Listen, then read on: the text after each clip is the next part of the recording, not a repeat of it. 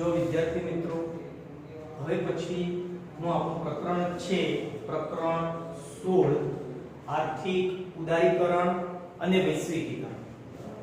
હવે આ જે આપણું અર્થશાસ્ત્રનું જે આ પ્રકરણ છે તે સંપૂર્ણપણે આપણા દેશના જે કહેવાય છે ઉદારીકરણની બાબતો, ખાનગીકરણની બાબતો અને વૈશ્વિકીકરણની બાબતો સાથે સાથે WTO વર્લ્ડ ટ્રેડ ઓર્ગેનાઇઝેશન બરાબર તેની જે સ્થાપના થઈ તે તેના કાર્યો એના ઉદ્દેશ્યોની જે વિસ્તૃત ચર્ચા છે તે આપણે આ પ્રકરણની અંદર જોઈશું। અને બીજું કે આ પ્રકરણ આપણે બોર્ડની પરીક્ષાની અંદર કુલ 4 માર્ક્સની અંદર પૂછાય છે। બોર્ડની પરીક્ષામાં આ પ્રકરણ કેટલા માર્ક્સમાં પૂછાય છે મિત્રો? 4 માર્ક્સની અંદર આ પ્રકરણ પૂછાય છે, એટલે મિત્રો એ ખાસ ધ્યાનમાં રાખજો। આપણે આ પ્રકરણની અંદર જે ઇકોનોમિક્સનો જે ભાગ કહેવાય જે તે દેશના વિકાસ માટે અનિવાર્ય જે સંજોગો છે એ સંજોગોની અંદર ઉદારીકરણની પ્રક્રિયા, ખાનગીકરણની પ્રક્રિયા અને વૈશ્વિકીકરણની પ્રક્રિયા એમ ત્રણ બાબતો એની અંદર ઉલ્લેખનીય છે, એટલે કે ત્રણ બાબતો જે એની અંદર સમાવિષ્ટ છે તેનો ઊંડાણપૂર્વકનો અભ્યાસ આપણે અહીં કરવાનો છે, બરાબર છે મિત્રો। તેમાં જો આપણે પહેલો પ્રશ્ન કર્યો છે આર્થિક ઉદારીકરણ એટલે શું, એટલે આપણને સૌથી પહેલાની વ્યાખ્યા પૂછે છે કે આપણે ઉદારીકરણ કોને કહીએ, સાથે સાથે કહ્યું છે કે આર્થિક ઉદારીકરણ અન્વયે કયા કયા સુધારાઓ અપનાવવામાં આવ્યા છે। એટલે મિત્રો એ ખાસ ધ્યાનમાં રાખવાનું છે કે આર્થિક ઉદારીકરણ એટલે શું, એના અન્વયે કયા કયા સુધારાઓ આપણા દેશની અંદર કરવામાં આવ્યા છે। તો પહેલું છે કે સરકાર એટલે મીન્સ કે એની જે વ્યાખ્યા છે ઉદારીકરણની તેમાં આપણે કહ્યું છે સરકાર ઔદ્યોગિક નીતિ દ્વારા, કઈ નીતિ દ્વારા? ઔદ્યોગિક નીતિ દ્વારા ખાનગી ક્ષેત્ર પરના અંકુશો અને નિયંત્રણોમાં ક્રમશઃ ઘટાડો કરે। જો મિત્રો આ ખાસ ધ્યાનમાં રાખવાની બાબત છે કે સરકાર દ્વારા ઔદ્યોગિક નીતિની અંદર ખાનગી ક્ષેત્ર પરના જે અંકુશો છે એટલે કે જે ખાનગી ક્ષેત્ર છે એટલે કે પ્રાઇવેટાઇઝેશન જેમાં તમારા મારા જેવાની માલિકી, ખાનગી ક્ષેત્ર આવે એટલે કોની માલિકી યાદ રાખવાની? તમારા મારા જેવાની વ્યક્તિગત માલિકી, બરાબર। એટલે કે ખાનગી ક્ષેત્ર પરના અંકુશો અને નિયંત્રણોમાં ક્રમશઃ ઘટાડો કરે, એટલે કે એમના ઉપર જે કંટ્રોલિંગ હતું એમના પર જે નિયંત્રણ હતું ખાનગી ક્ષેત્ર પરના ઉદ્યોગો પર એ નિયંત્રણોમાં ઘટાડો કરવામાં આવે, પહેલી બાબત એ કરી। અને વિકાસને પ્રોત્સાહિત કરે તેને આપણે ઉદારીકરણ તરીકે ઓળખવામાં આવે છે। મિત્રો ખાસ ધ્યાનમાં રાખજો, વ્યાખ્યા એકદમ સરળ છે, યાદ રહી જાય તેવી છે કે સરકાર ઔદ્યોગિક નીતિ દ્વારા, કઈ નીતિ દ્વારા? ઔદ્યોગિક નીતિ દ્વારા ખાનગી ક્ષેત્ર પરના અંકુશો અને નિયંત્રણોમાં ક્રમશઃ ઘટાડો કરે। શું કહ્યું છે આપણને? કે ખાનગી ક્ષેત્ર પરના અંકુશો અને નિયંત્રણોમાં ક્રમશઃ ઘટાડો કરે। કોણ કરે? સરકાર। અને વિકાસને પ્રોત્સાહિત કરે, નિયંત્રણો ઘટાડે છે પણ સાથે સાથે શેની અપેક્ષા રાખે છે? વિકાસની અપેક્ષા રાખે છે, એટલે કે દેશના વિકાસને જે કહેવાય વેગ મળે, ગતિ મળે એના માટેની વાત કરી છે। એટલા માટે કહ્યું કે વિકાસને પ્રોત્સાહિત કરે તેને આપણે ઉદારીકરણ તરીકે ઓળખવામાં આવે છે। એટલે મિત્રો આ વ્યાખ્યા એકદમ સરળ છે, યાદ રહી જાય તેવી છે, એટલે આપણે ખાસ ધ્યાનમાં રાખજો। હવે એમાં કહ્યું છે કે ઉદારીકરણની નીતિ અન્વયે બરાબર જે આર્થિક સુધારાઓ અપનાવવામાં આવ્યા હતા તે નીચે મુજબ છે। હવે જે આર્થિક ઉદારીકરણ અન્વયે જે સુધારાઓ કરવામાં આવ્યા મીન્સ કે અપનાવવામાં આવ્યા છે તે સુધારાઓ કયા કયા હતા? તો તે પહેલું કહ્યું છે કે 18 ઉદ્યોગો, કેટલા ઉદ્યોગો? 18 ઉદ્યોગો જાહેર સાહસો માટે અનામત હતા। જાહેર સાહસો એટલે કોણ? કે જેની માલિકી સંપૂર્ણપણે સરકારની હોય। કોની માલિકી હોય? સરકારની માલિકી, એટલે કે સંપૂર્ણપણે સરકારના નિયંત્રણમાં। દાખલા તરીકે રેલવે, તો રેલવે માલિકી કોની છે? સરકારની છે, એટલા માટે જાહેર ક્ષેત્રનો ઉદ્યોગ કહેવાય, બરાબર છે મિત્રો। એટલે કે 18 ઉદ્યોગો જે જાહેર સાહસો માટે અનામત હતા તે સિવાયના અન્ય ઉદ્યોગો માટે પરવાના પદ્ધતિ નાબૂદ કરવામાં આવી છે।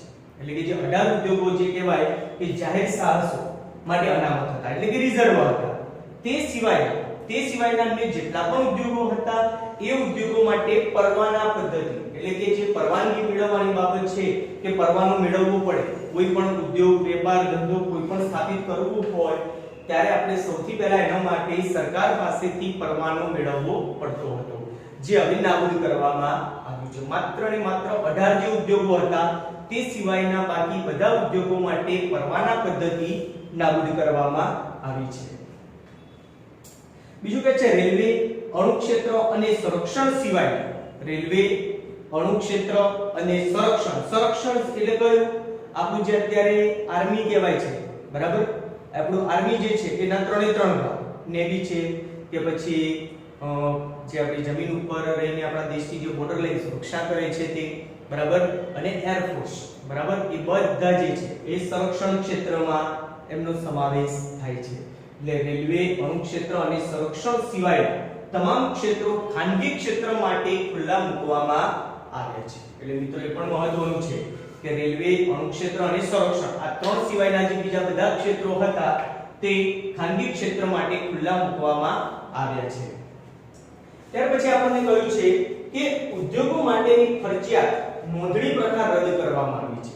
કે ઉદ્યોગો માટે પહેલાના સમયમાં આપણે કેવી પરિસ્થિતિ હતી કે જ્યારે આપણો દેશ આઝાદ થયો ત્યારે આપણા દેશનો જે વિકાસનો દર હતો એ સંપૂર્ણપણે ડાઉન હતો, નીચો હતો બરાબર. અને સાથે સાથે કેટલીક પરંપરા જે બાબતો હતી જે ઉદ્યોગોની સાથે વળગીને ચાલવામાં આવે તો એનો જે વિકાસ છે તે થઈ શકે તેમ ન હતો. જેના કારણે તેની 1991 ઔદ્યોગિક નીતિ અમલમાં અને ત્યાર પછી એમાં અલગ અલગ પ્રકારના જે સુધારાઓ છે તે હાથ ધરવામાં આવ્યા હતા.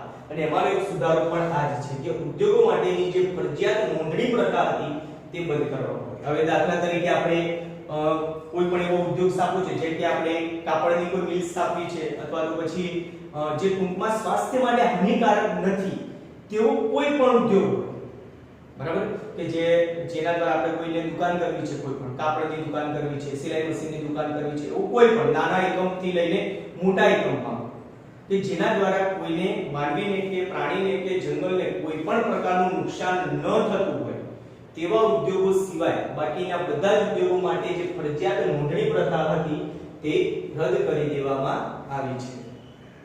પ્રદૂષણ ન ફેલાય અને પર્યાવરણ માટે જોખમી ન હોય. જો આવી મેં તમને હમણાં જ કહ્યું તે પ્રમાણે કે પ્રદૂષણ ન ફેલાય અને પર્યાવરણ માટે જોખમી ન હોય તેવા ઉદ્યોગો સ્થાપવા માટે કેન્દ્ર સરકારની મંજૂરી મેળવવાની જોગવાઈ પણ રદ કરવામાં આવી છે. પરંતુ જે ઉદ્યોગો દ્વારા પ્રદૂષણ ફેલાતું હોય અને જે પર્યાવરણ માટે જોખમી હોય એટલે કે નુકસાનકારક કે હાનિકારક હોય તેવા ઉદ્યોગો સ્થાપવા માટે કોઈ પણ પ્રકારે કેન્દ્ર સરકાર જલ્દીથી પરમિશન કે પરવાનગી આપતો નથી.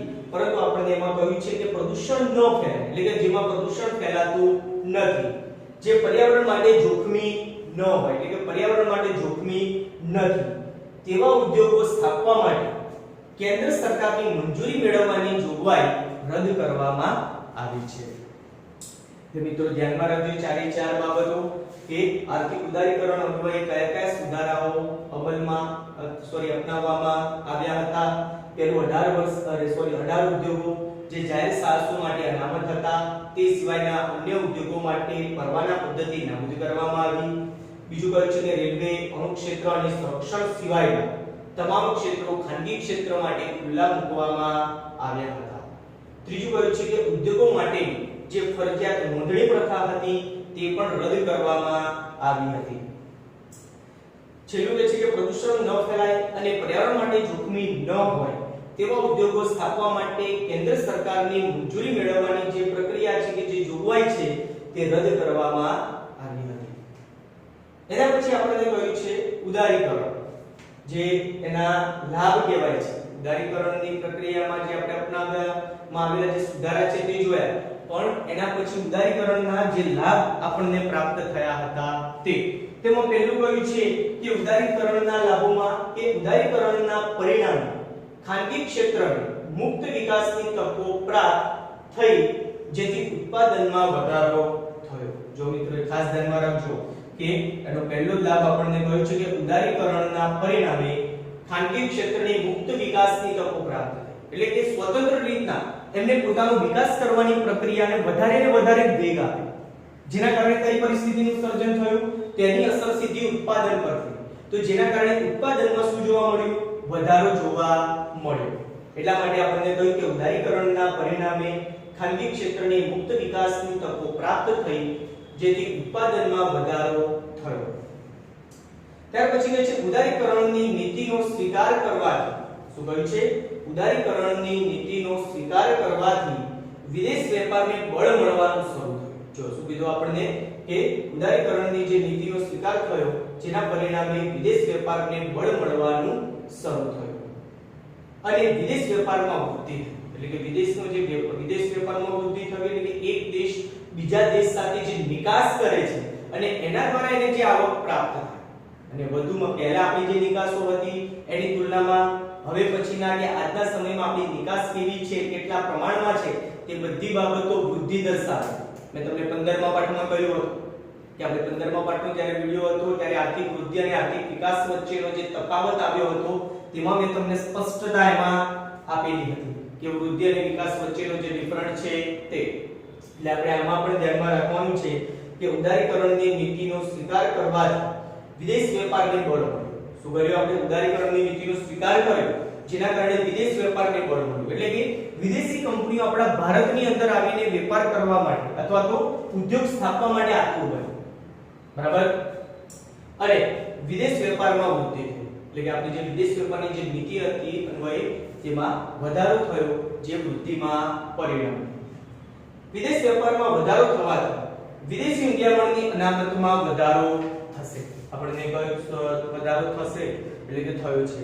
કેમ કે આપણે ખાસ કરીને જો કે વિદેશ વેપારમાં વધારો થયો તો આપણને સ્વાભાવિક છે કે જો આપણા દેશનું જે ચલણી નાણું છે એ જ ચલણી નાણું જો વિદેશના લોકો જે છે વિદેશનું બહારનો કોઈ પણ આપણે કન્ટ્રી છે એ બધા જ દેશોમાં શું થાય આપણા દેશની ચલણ વેલ્યુમાં ક્રમશઃ ધીમે વધારો જોવા મળે અને વિદેશી મૂલ્યાંકન પ્રાપ્ત થાય એટલે સૌથી પહેલી બાબત એ યાદ રાખવાની કે જે તે દેશનું જે આપણું વિદેશી દેવું છે બરાબર એ પણ ઘટવા પામે એની અસરના ભાગરૂપે. એટલે વિદેશી મૂલ્યાંકનમાં વધારો થવો એટલી જરૂરી બાબત છે. કારણ કે આપણને બધાને નથી ખબર કે આપણી આરબીઆઈ છે રિઝર્વ બેંક ઓફ ઇન્ડિયા બરાબર એ ધિરાણ કરે છે જ્યારે પૈસાનું બરાબર એ ધિરાણ કરવાની સાથે સાથે આપણી વિદેશની વેપાર નીતિ પણ એટલા જ પ્રમાણમાં એસ્ટાબ્લિશ કરે છે, પ્રસ્થાપિત કરે છે. એટલા માટે એને જરૂરી ગણવામાં આવ્યું છે. પછી કહ્યું છે કે ઉદારીકરણના પરિણામે દેશમાં આંતરમાળખાકીય સગવડોમાં વધારો થશે. આપણે કહ્યું છે કે ઉદારીકરણના પરિણામે દેશમાં આંતરમાળખાકીય જે આપણી અલગ અલગ પ્રકારની જે સુખ સગવડો છે ભૌતિક સુખ સગવડો બરાબર ભૌતિક સુખ સગવડોના પ્રમાણમાં પણ આપણને વધારો થશે. જે કયા કારણે થશે તો ઉદારીકરણના પરિણામે કે ઉદારીકરણની નીતિ વધુમાં વધુ પ્રમાણમાં ફેલાશે અથવા તો એનો વ્યાપ વધશે તો એના કારણે દેશમાં આંતરમાળખાકીય સગવડોમાં વધારો થશે. જો મિત્રો આપણને લાભોમાં 4 લાભો જણાવાયા. ઉદારીકરણના પરિણામે ખાનગી ક્ષેત્રને મુક્ત વિકાસની તકો પ્રાપ્ત થઈ જેથી ઉત્પાદનમાં વધારો થયો. બીજું કહે છે કે ઉદારીકરણની નીતિનો સ્વીકાર કરવાથી વિદેશ વેપારને બળ મળવાનું શરૂ થયું અને વિદેશ વેપારમાં વૃદ્ધિ થઈ. ત્રીજું આપણને કહ્યું છે કે વિદેશ વેપારમાં વધારો થવાથી વિદેશી મૂલ્યાંકનની અનામતમાં વધારો થશે અને ઉદારીકરણના પરિણામે દેશમાં આંતરમાળખાકીય સગવડોમાં વધારો થશે. અને આપણા દેશની આંતરમાળખાકીય સગવડો વધશે તો સુખ શાંતિ આપણી જ વધવાની છે. બરાબર કે આપણને અલગ અલગ પ્રકારની આપણી ભૌતિક સુખ સગવડોની જે અલગ અલગ જરૂરિયાતો છે તે આપણને પૂરતા પ્રમાણમાં મળી રહેશે.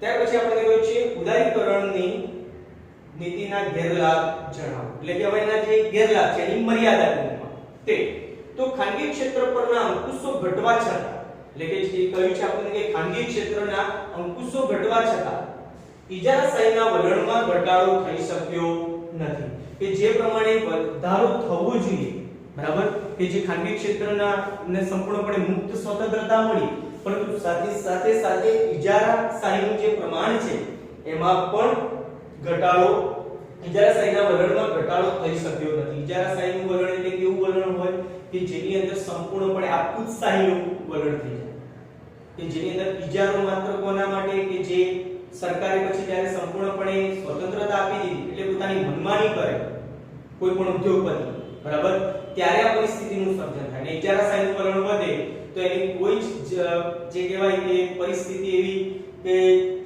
દેશમાં આપણને આ લાભ જે થતા હતા એ લાભની તુલનામાં મર્યાદાનું એટલે કે એના ગેરલાભનું પ્રમાણ પણ પછી ક્રમશઃ વધતું છે. કારણ કે ઇજારાશાહીનું વલણ એટલું જે નિષ્ક્રિયતાના આધારે જોવાય છે. તેના આધારે નિષ્ક્રિયતાના આધારે. એટલા માટે આપણને જણાવાયું કે ખાનગી ક્ષેત્રના પરના અંકુશો ઘટવા છતાં ઇજારાશાહીના વલણમાં ઘટાડો થઈ શક્યો નથી. બીજું કે છે માત્ર ઔદ્યોગિક ક્ષેત્ર પર જ ધ્યાન આપવાથી ભારત કૃષિ ક્ષેત્રે વિકાસમાં પાછળ રહી ગયું. શું કહ્યું છે? માત્ર ઔદ્યોગિક ક્ષેત્ર પર જ ધ્યાન આપવા, ઇન્ડસ્ટ્રીયલ એરિયા, આપણું જે ભારતનું ઔદ્યોગિક ક્ષેત્ર છે એનું જ માત્ર ને માત્ર પ્રમાણ વધારવામાં આવ્યું. જેના કારણે શું થયું? તો ભારત કૃષિ ક્ષેત્રે બરાબર પાછળ રહી ગયો અથવા પછાત રહી ગયો. આવકની સમાનતામાં વધારો થયો. હવે જો આપણને કહેવાય તો ખેડૂતો હતા બરાબર, જે મીન્સ કે ખેડૂત છે તેમના આવકના સ્ત્રોતો ઓછા થયા, તેની સામે જે કહેવાય ઉદ્યોગ સાથે સંકળાયેલા જે લોકો હતા એમની આવકના સ્તરના પ્રમાણમાં વધારો થયો. એટલે પરિસ્થિતિનું સર્જન કેવું થઈ? અસમાનતા આવ્યા. એના કારણે આપણને જણાવાયું કે ઉદારીકરણના ગેરલાભના ભાગરૂપે કે આવકની અસમાનતામાં વધારો થયો. આયાત વધવાથી અને નિકાસનો ઘટવાથી વિદેશી દેવામાં વધારો થયો. આ તો સ્વાભાવિક ઘટના છે કે જે દેશોમાં આયાતોનું પ્રમાણ વધારે હોય અને નિકાસનું પ્રમાણ ઓછું હોય તો જે તે દેશનું વિદેશી દેવું વધવા પામે છે. એ સ્વાભાવિક બાબત છે. એટલે મિત્રો ખાસ ધ્યાનમાં રાખવાનું, જો આપણી આયાતો ઘટશે અને જો નિકાસના પ્રમાણમાં વધારો થશે તો આપણે જે કહેવાય કે આપણું વિદેશી દેવાનું પ્રમાણ ક્રમશઃ ધીમે ધીમે ઘટતું જશે. અને વિશ્વના બધા જ દેશો જેટલા પણ છે એમને કોઈ ને કોઈ અંશે કોઈ જગ્યાએ વિદેશી દેવાનું પ્રમાણ વધારે હશે, ક્યાંક મીડિયમ, ક્યાંક ઓછું હશે બરાબર, પણ વિદેશી દેવાનું પ્રમાણ હશે અને હશે જ. એ સ્વાભાવિક છે. એટલે આપણે જો પહેલી બાબતે ખાનગી ક્ષેત્ર પરના જે અંકુશો ઘટવા છતાં ઇજારાશાહીના વલણમાં ઘટાડો થઈ શક્યો નથી. માત્ર ઔદ્યોગિક ક્ષેત્ર પર જ ધ્યાન આપવાથી ભારત કૃષિ ક્ષેત્રે વિકાસમાં પાછળ રહી ગયું. આવકની અસમાનતામાં વધારો થયો. અને ચોથું કે છે આયાત વધવાથી અને નિકાસો ઘટવાથી વિદેશી દેવામાં વધારો થયો છે. એટલે મિત્રો ખાસ ધ્યાનમાં રાખવાની બાબતો છે. પછીનો આપણો પ્રશ્ન છે કે ખાનગીકરણ એટલે શું? તેના લાભ અને ગેરલાભ વર્ણવો. તો આપણે એમાં જો ખાનગીકરણ એટલે એવી પ્રક્રિયા કે જેમાં રાજ્ય હસ્તકની ઔદ્યોગિક સાહસોની માલિકી અથવા તેનું સંચાલન ખાનગી ક્ષેત્રને સોંપી દેવામાં આવે છે. મિત્રો ખાસ ધ્યાનમાં રાખજો, ખાનગીકરણ આપણે કોને કહીએ છીએ? કે ખાનગીકરણ એટલે એવી પ્રક્રિયા કે જેમાં રાજ્ય હસ્તકની ઔદ્યોગિક સાહસોની માલિકી, રાજ્ય હસ્તકની એટલે કે જે સંપૂર્ણપણે માલિકી સરકારની છે, એ સરકારી માલિકીના જે ઔદ્યોગિક સાહસો કે એકમો છે તેની માલિકી અથવા તેનું સંચાલન ખાનગી ક્ષેત્રને સોંપી દેવામાં આવે છે બરાબર, જેને આપણે ખાનગીકરણ તરીકે ઓળખવામાં આવે છે. ત્યાર પછી આપણે કહ્યું છે ખાનગીકરણના લાભ. ખાનગીકરણની નીતિને કારણે દેશમાં ઉદ્યોગ ક્ષેત્રે ઉત્પાદકીય એકમોની સંખ્યામાં વધારો થયો છે. મિત્રો આ પણ સૌથી મહત્વની બાબત છે, કારણ કે ખાનગીકરણની નીતિને કારણે દેશમાં ઉદ્યોગ ક્ષેત્રે ઉત્પાદકીય એકમોની સંખ્યામાં વધારો થયો છે. કેમ વધારો થયો છે? કારણ કે સરકાર દ્વારા અમુક જે હિસ્સો છે બરાબર એ ખાનગી ક્ષેત્ર એટલે કે ખાનગીકરણને સોંપવામાં આવ્યો, જેના કારણે ઉત્પાદકીય એકમો જેના નાના પહેલા ઓછા એકમો હતા એ એકમોની તુલનામાં હવેના સમયમાં એ ઉત્પાદકીય એકમોની સંખ્યા કેવી થઈ? વધી ગઈ. હવે ઉત્પાદકીય એકમોની સંખ્યા વધી તો સામે લોકોના આવકના જે સ્ત્રોત છે તે પણ વધ્યા. બીજું કે છે કે ખાનગીકરણના પરિણામે મૂડીગત અને વપરાશી વસ્તુઓના ઉત્પાદનમાં વધારો થયો. જો શું કીધું? ખાનગીકરણના પરિણામે મૂડીગત અને વપરાશી જે વસ્તુઓના ઉત્પાદનમાં વધારો થયો. એટલે આપણે જેટલી જરૂરિયાત, જે વધારેમાં વધારે વસ્તુ જે જરૂરિયાતની છે એ જરૂરિયાતોનું પ્રમાણ વધારે ને વધારે પ્રમાણમાં ઉત્પાદન થવા લાગ્યું. અને જાહેર ક્ષેત્રના એકમોનું ખાનગીકરણ થવાથી જાહેર ક્ષેત્રના એકમોની કાર્યક્ષમતામાં સુધારો. કેમ? કારણ કે પહેલા જે સમયમાં 6 મહિનામાં જે કામ થતું હતું હવે એ જ કામ 3 મહિનામાં થઈ જાય છે. તો જેના કારણે જે જાહેર ક્ષેત્રની જે એકમોની કાર્યક્ષમતા હતી એના પ્રમાણમાં શું જોવા મળ્યું? આપણને સુધારો જોવા મળ્યો. એટલે પહેલી બાબત કે ખાનગીકરણની નીતિને કારણે દેશમાં ઉદ્યોગ ક્ષેત્રે ઉત્પાદકીય એકમોની સંખ્યામાં વધારો થયો. ખાનગીકરણના પરિણામે મૂડીગત અને વપરાશી વસ્તુઓના ઉત્પાદનમાં વધારો થયો છે. જ્યારે જાહેર ક્ષેત્રના એકમોનું ખાનગીકરણ થવાથી જાહેર ક્ષેત્રના એકમોની કાર્યક્ષમતામાં સુધારો થયો. હવે એના ગેરલાભ. હવે ખાનગીકરણના જે ગેરલાભ છે તે તો ખાનગીકરણના પરિણામે આર્થિક સત્તાનું કેન્દ્રીકરણ, એટલે કે જે ઉદ્યોગોની અંદર જે કહેવાય કે જે પ્રોડક્ટનું કે જે તે વસ્તુનું ઉત્પાદન વધુમાં વધુ થાય છે તો એ લોકોનામાં જ વધારે પ્રમાણમાં કેન્દ્રીકરણ એ જ ઉદ્યોગો માટે. તેનાથી ઇજારાશાહીને વેગ મળે, કારણ કે એ લોકોનું વર્ચસ્વ વધ્યું એટલે મન ફાવે તેવા ભાવો લેવાના જ છે. કોઈ એવી દવા છે કે કોઈ એવી વસ્તુ છે કે જે માત્ર કોઈ એક જ કંપની તૈયાર કરે છે તો એ શું કરશે, એ બજારની અંદર એનું કેન્દ્રીકરણ સૌથી વધારે રહેશે, જેના કારણે થઈ ઇજારાશાહીનું જે પ્રમાણ છે એનો વેગ વધારેમાં વધારે જોવા મળશે. ખાનગીકરણથી નાના ગૃહ ઉદ્યોગોનો વિકાસ યોગ્ય રીતે થઈ શક્યો નથી. ખાનગીકરણના કારણે શું થયું, જે નાના જે ગૃહ ઉદ્યોગો હતા એનું વિકાસ કે એનું ડેવલપમેન્ટ થઈ શક્યું નથી. માત્ર મોટા ઉદ્યોગોને જ લાભ મળ્યો, કારણ કે ખાનગીકરણનો જે વિશ્વ છે માત્ર લાભ કોને મળ્યો, મોટા ઉદ્યોગોને, જેનાથી નાના ઉદ્યોગોને કોઈ પણ પ્રકારનો લાભ જે કહેવાય પ્રોફિટ જે કહેવાય તે તેમને મળ્યો નથી.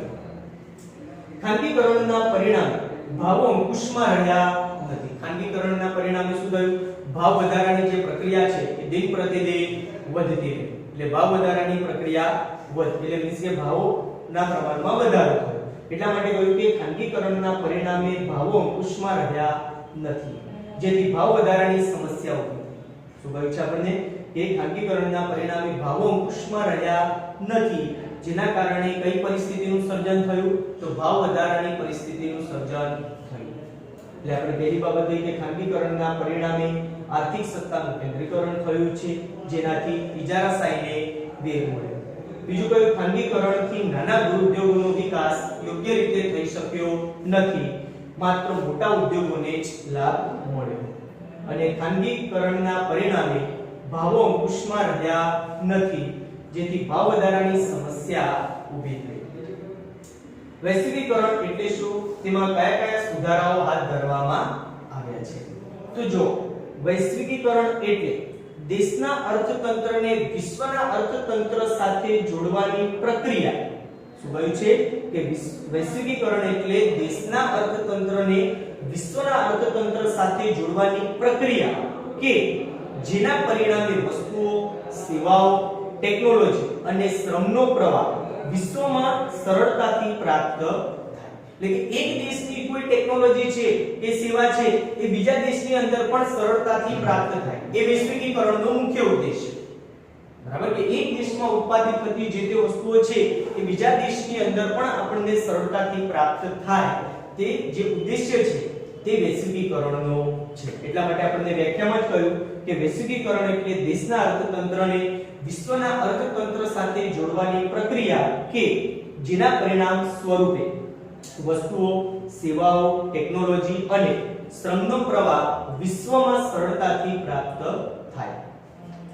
હવે વૈશ્વિકીકરણમાં મુખ્યત્વે નીચે મુજબના સુધારાઓ હાથ ધરવામાં આવ્યા છે. મીન્સ કે કયા કયા સુધારાઓ હાથ ધરવામાં આવ્યા? તો પહેલું છે બે દેશો વચ્ચે વેપારના અવરોધો દૂર. એટલે કે એક દેશના બીજા દેશ સાથે જે વેપારના માટે જે અવરોધો હતા, બરાબર, એ અવરોધોને શું કરવા? દૂર કરવા. એ પરિસ્થિતિનું નિર્માણ કરો કે જેથી બે દેશો વચ્ચે મૂડીની હેરફેર સરળતાથી થઈ શકે. હવે શું કહ્યું આપણને કે એવી પરિસ્થિતિનું નિર્માણ એટલે કે એવી પરિસ્થિતિનું સર્જન કરો કે જેથી બે દેશો વચ્ચે એટલે કે બે દેશો વચ્ચે જે મૂડીની હેરફેર છે એ સરળતાથી થઈ શકે. એટલે કે એક દેશ બીજા દેશની સાથે જે પૈસાનો કે રૂપિયાનો જે વ્યવહાર છે, બરાબર, એ વ્યવહાર કેવી રીતના સરળતાથી કરી શકે. અને ટેકનોલોજીની હેરફેરના અવરોધો દૂર કરવા. એટલે એક દેશમાં જો કોઈ ટેકનોલોજી હોય, બરાબર, તો એ ટેકનોલોજીને બીજા દેશને પણ આ સરળતાથી પ્રાપ્ત થાય એ માટેની પરિસ્થિતિનું સર્જન કરવું જોઈએ. એટલા માટે કહ્યું કે ટેકનોલોજીની હેરફેરના અવરોધોને દૂર કરવા. વિશ્વના જુદા જુદા દેશોએ શ્રમની હેરફેર મુક્ત રીતે કરવી. આપણે કહેવાય છે કે વિશ્વના જે અલગ અલગ દેશો છે એ દેશોએ પોતપોતાની રીતે પોતાના દેશોમાં અન્ય દેશની અંદર જે શ્રમિક લોકો છે, બરાબર, એમને ત્યાં પહોંચાડવા પડે. દાખલા તરીકે આપણે જો તો દુબઈ છે, દાખલા તરીકે દુબઈની અંદર આપણા ભારતના કેટલાય લોકો ત્યાં આગળ કામ કરવા માટે જાય છે અને ત્યાં સ્થાયી રૂપે વસવાટ પણ કરે છે. તો એક દેશમાંથી બીજા દેશની અંદર એ શ્રમની હેરફેર મુક્ત રીતે થઈ છે તેમ કહી શકાય. બરાબર મિત્રો, આપણે અહીંયા સુધી રાખીએ છીએ. હવે એના પછીનો જે આપણો પ્રશ્ન છે તે આપણે આવતા વિડિયોની અંદર જોઈશું.